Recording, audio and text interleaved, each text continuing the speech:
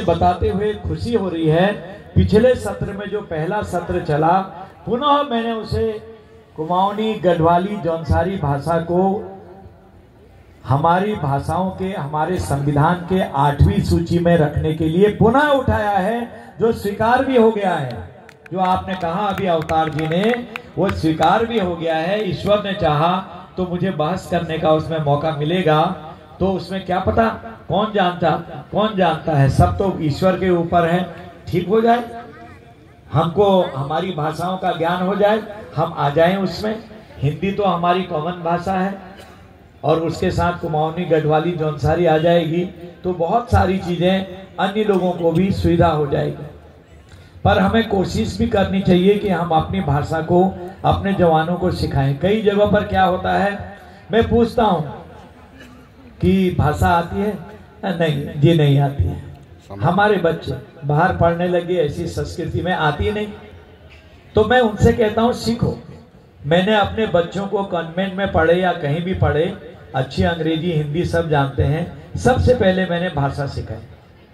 मैं अपनी हल्की फुल्की गढ़वाली भाषा भी बोलता हूँ, अपनी कुमाऊनी भी बोलता हूँ, थोड़ी सी केरल की भी बोल लेता हूँ, थोड़ी सी मैं तमिल भी बोल लेता हूँ, थोड़ी सी मैं अपनी बंगाली भी बोलता हूँ। मैंने अभी बहनों से पूछा, तुम्हारे बाड़ी कुता अच्छे, हल्का फुल्का पूछ लेता हूँ।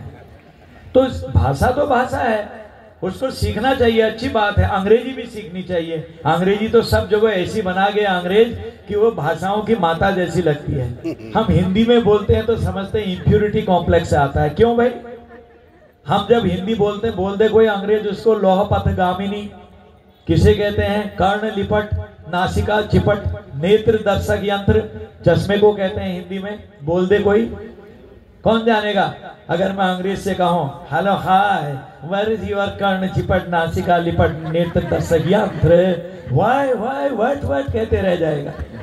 इसलिए भाषाओं में ऐसी बात नहीं है, सीखना है, लेकिन अपनी मूल भाषा भी सीखनी है, जिसमें माता पिता ने हमको दूध पिलाया, हमारा बचपना हमारा दिखाया, गांव के झोड़े चांचरी हमने गाए, छोटे छोटे हमें बेड़ू पाको बारू मासा जो आज दुनिया में बसता है, आर्मी में तो ये हर जगह बसता है। जो जानता भी नहीं है वो भी दिल्ली में मैं देख रहा था बैंड बजाते हैं सब लोग, उसमें नाचते हैं।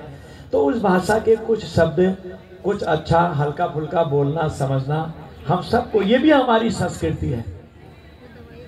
हम पूर्विया को जाने, हम मैथिली को जाने, इसमें दिक्कत क्या है? हमारी है ना। सबका लक्ष्य एक है, देश को उन्नत करना। इसलिए मैंने अवतार जी की बात को संज्ञान लिया और आपकी भी मैंने बात को, पनेरू जी की बात का संज्ञान लिया। जो भी आपने कहा, चौहान जी बोले थे, कुछ बातें मैंने मन में रखने की होती हैं। कहीं कोई बात ऐसी आएगी तो उसको हम देखेंगे, क्योंकि हम सबका दायित्व है कि इस प्रदेश को नंबर 1 प्रदेश बनाएं। इस प्रदेश का नाम बहुत रिस्पेक्ट के साथ, जैसे हम दक्षिण भारत जाते हैं, मैं एक बार उत्तर प्रदेश में पीएसी का चेयरमैन रहा, बहुत बड़ी बात होती है। पहली बार जीत के गया था। कमलापति त्रिपाठी जी के लड़के बीमार थे या फिर वो कुछ हो गया था उन्हें, उनकी जगह मुझे बनाया गया। मैं जब साउथ में गया तो जैसे ही हम, मेरे अंदाज से कौन सी जगह पर थे मुझे ध्यान नहीं आ रहा है, पिक्चर देखो वहां गए तो साउथ में जाते समय जैसे हमारी गाड़ी गई, कहां से? उत्तराखंड से। उत्तराखंड सबको बुला लिया गया, उत्तराखंड उत्तराखंड। मैंने कहा क्या हो गया, कोई हमारे वहां तो आंदोलन होते हैं, यहाँ तो नहीं हो गया कोई? तो वहां कहा तो लाग पानी ले लेके आ रहे, टायर में पैर डाले, फिर अपने में छिड़क रहे हैं, टायर में उसे पैर मान के, और हमारे पैरों में पानी छिड़क रहे हैं।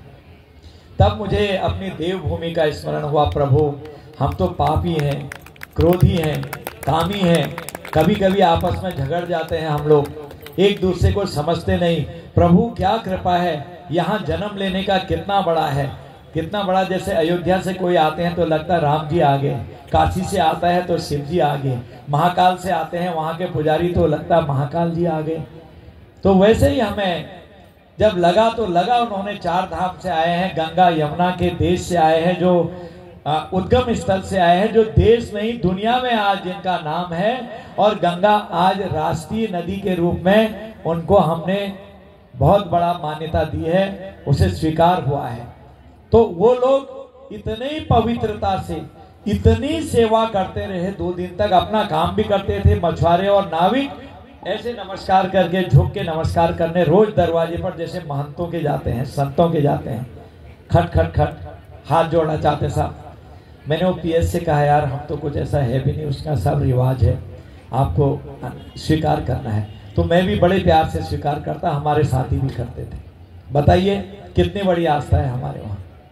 और देवभूमि में जो गलत करेगा, ये निश्चित मानिए मित्रों, कुछ समय तो उसको अच्छा लगेगा, ठीक ठाक हो रहा है। मैं कल मजाक भी कर रहा था, हंकल आगल के भी मैंने को पूजन पड़ल हो, तो वहां जाके उसके दुष्परिणाम निकलते हैं। कई इसके उदाहरण हैं, मैं आज बोलना नहीं चाहता हूं। इसलिए हर एक को अपने शहीदों के अनुरूप हमें काम करना है।